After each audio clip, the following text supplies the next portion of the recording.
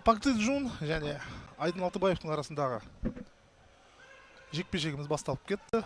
Алла қаласа Пак Дэ Джун және Тамерлан Тілеулестің жекпе-жегін көреміз деген ойдамын. Гран-при челлендж сияқты бір қайталанымдар бір жақсы бой болса, Алла қаласа Тамерлан сол кезде жеңіске жеткен болатын. Сол жетістікті бүгінде қайталай ма деген үміттеміз қадірменді жанкүйерлер, ал оған дейін әлі жартылай финалдық кездесулерін жеңу керек. Пак Дэ Джун ұтылып жатыр. 4-0 қырғыз спортшысынан.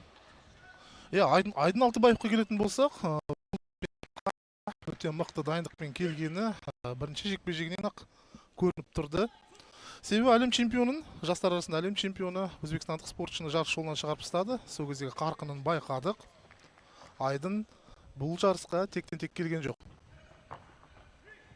Және қырғыз спортшысының өте қарқынды, уверенно төгіліп жатқандарын айдан анық. Жалпы қырғыз спортшылары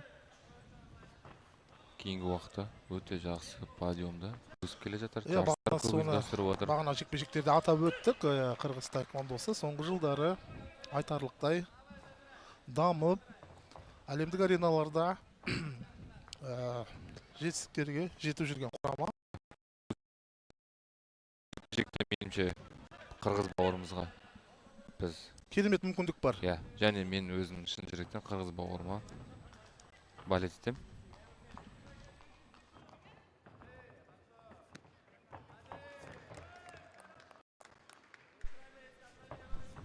Қазақ-қырғыз бір туған. Осы қырғыз құрамасымен бірге біз бауырлық бәсекелестікте жүрміз. Дәл осы таеквондода да бір-бірімізді әрине қолдаймыз. Ал жекпе-жекке оралатын болсақ, Пак Дэ Джун 2 ұпайға дейін есеп айырмашылығын қысқартып отыр. Дегенмен де Олимпиада чемпионының бәрібір де қарқыны өте жоғары екені көрініп тұр. Бірақ Айдын Алтыбаев бұл сөздермен келіспей жатыр. Есеп дәл қазір теңеседі, бірақ дәл сол соққының арқасында Пак Дэ Джун өзінің бірінші сетін. Бұл бірінші раундты өзінің еншісіне жазатын секілді. Ал көрші аяқта Тамерлан Тілеулес айқын басымдықпен жеңіске жетіп жатыр. Бағана Тамерланның сұхбатында өзіңіз естіген боларсыздар. Өз елімде өзімнің жанкүйерлерімнің алдында өнер көрсету мен үшін әрдайым бір үлкен стимул деді. Және Тамерлан сол сөздерін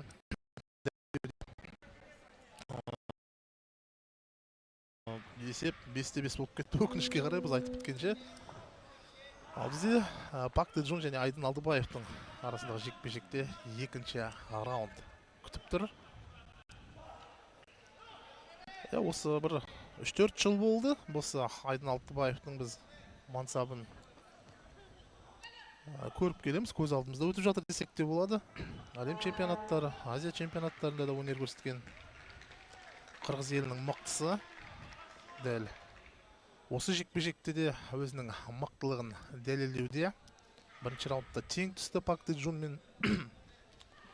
Пак Дэ Джунға келетін болсақ, дәл сол сәтті болған Олимпиадасынан кейін ұлттық құрамадан көрінбей кетті. Тіпті естіп жатырмыз, сол Оңтүстік Корея құрамасына да іріктеуден өте алмай жүр деп.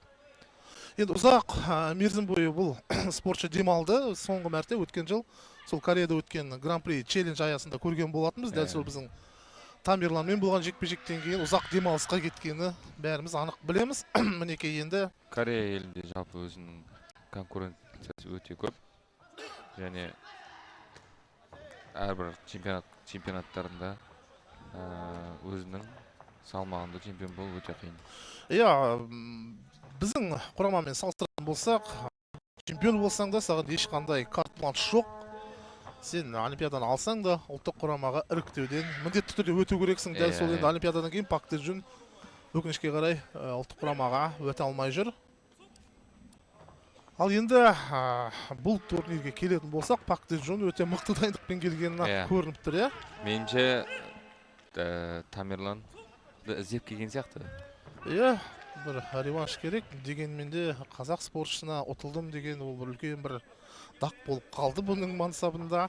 Және Тамерлан Тілеулес сол Корея спортшысын ұтып, сенбеген нәрсені істеп, Олимпиада чемпионы ұтуға болатынын дәлелдеді. Және қазақтың қандай таеквондосы қандай деңгейде екенін бір паш етті. Дәлелдеді, иә. Мінекей тамаша соққы Пак Де Джунның орындауында, өкінішке қарай Айдын Алтыбаев есепте айтарлықтай қалып қойып жатыр.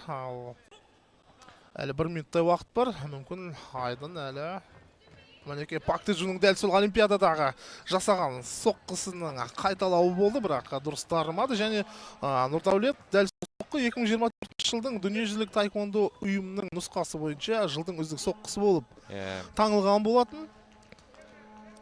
Бұрынғы олд скулдың өкілдері дәл бұл соққыны талай мәрте қайталады ғой. Ахмат Абухоз. Тіпті Корея спортшылардың өзі арсеналдары көп, және соққылар өте. Жоқ, дәл осылайша олд скулдың соққыларын орындаушылар қазіргі әлем таеквондосында және сол Пак Де Джун дәл сол Олимпиадада осы соққыны жасап, көптеген мамандардың назарларын аударды да, және сөзсіз Айта кететін болсақ, правилармен өтіп жатыр. Жаңа ережелермен. Жаңа ережелер жалпы қазір бұрынғыдай спортшы бір орында тұрып, бала алуға емес, өте динамичный спорттың бірі болды. Соңғы жылдары жалпы дүниежүзілік таеквондо ұйымы дәл осы бағытта қарқынды жұмыс жасауда. Таеквондоға қызығушылықты қайтадан елге ұсынғысы келеді. Және сол ережелерді қайта ауыстыру, сол бағыттағы жұмыс деп есептейміз. Алдағы уақытта қырғыз бауырымызға біз әрқашан сәттілік тілейміз. Бұл Алтай Кап Open оған өте тәжірибелі жарыстың бірі деп ойлаймын. Айдын Алтыбаевқа келетін болсақ, тіпті дәл қазірдің өзінде айтуға болады, ол тәжірибелі спортшы, себебі қаншама әлем чемпионатында, Азия чемпионатында біз Айдын Алтыбаевты көргенбіз, және әрбір сонда үлкен дода тәжірибе болып жазылады.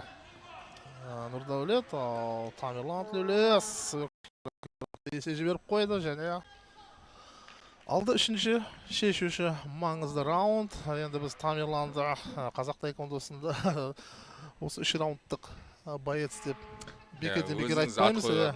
Қазақский Ахиллес. Қазақ Ахиллесі деп бекерден бекер қойған жоқпыз. Тамерланда әлемдік таеквондода өзінің бір ерекше орны бар. Және осы Тамерлан әрдайым турнирлік кестеде өте қиын кестеге түсіп қалатыны бар. Бүгінде мінекей екінші мәрте әлемнің мықтысы болып саналатын Түркия құрамасының спортшысына қарсы өнер көрсетуде. Екінші мәрте. Тамерлан Тлеулес жалпы соперник таңдамайтын спортшылардың бірі. Әрбір мықты спортшымен одан ары мықты болып дайындалып шығатын спортшылар. Өзі де айтады ғой әрдайым, маған Қазақстан чемпионатына шығу қиын. Әлемнің мықтыларына қарсы шығу маған оңайлыққа соғады деп. Ал біз жекпе-жегімізге оралайық. Бұл жерде бізде бейне қайталау сәті. Дәл қазір төрешілер шешімін шығаратын болады. Қырғыз бауырларымыздың бейне қайталауы қандай шешіммен аяқталатын күтейік.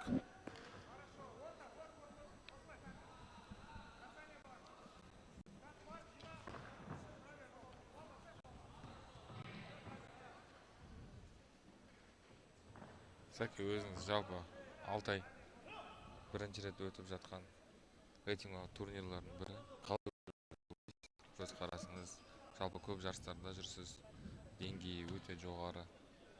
Өзіңіз айта кетсеңіз. Алтай чемпионатына келетін болсақ, бұл енді біз үшін елімізде өтіп жатқан үлкен таеквондо мерекесі десек болады. Тұңғыш мәрте әлем жұлдыздары елімізде өнер көрсетіп, енді көрермендер үшін де ол өте жақсы нәрсе. Қазір өзіңіз көріп отырсың, бұл жерде қазір жас өспірімдер жастар құрамасы да жүр. Алла қаласа осылай қарқынымыз баяндамай алдағы уақытта өте болғанда өте жоғары жарыстарда алуға тілектеспіз. Жалпы Құдірет Шамиев ағамыз бастаған федерация басшысы жақсы бастамасы. Алла ол ісіне оң берсін. Және Гран-при әлем чемпионаттарын жақсы деңгейде өткізуді. Айтқаныңыз келсін Нұрдәулет. Ал жекпе-жекке оралатын болсақ, Фирuz Марданқұлов әлі де жекпе-жекті бастамауда. Бұндай үзілістер спортшыларға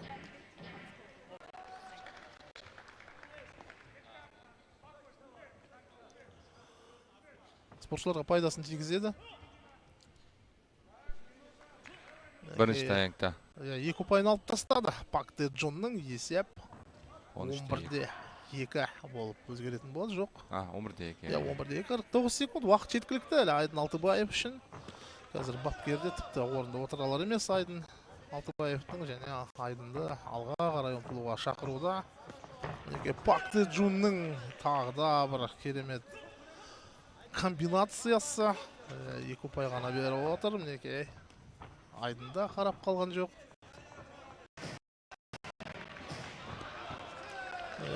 Тамерлан Тілеулес тіпті қарсыластың протекторінде шешетін соққы жасаған екен. 17-5 біздің жекпе-жекте 12 ұпай есеп айырмашылығы, ал жаңа ережелер бойынша мерзімнен бұрын жеңіске жету үшін 15 ұпайға дейін тіркелу керек есеп айырмашылығы. Соңғы секундтар және Айдын Алтыбаев, қадірменді жанкүйерлер, құлап бара жатып 6 ұпайлық соққыны жасап үлгерді. Тағы да бір мәрте деп шақыруда қазір Қырғызстан ұлттық құрамасының бапкері. 11 ұпайға дейін. Жоқ, 6 ұпайға дейін. Тағы бір сондай соққы болса, Айдын сөзсіз жеңіске жетуі мүмкін бұл раундта. 2 секунд Айдын. Өкінішке қарай уақыт жетпей қалды.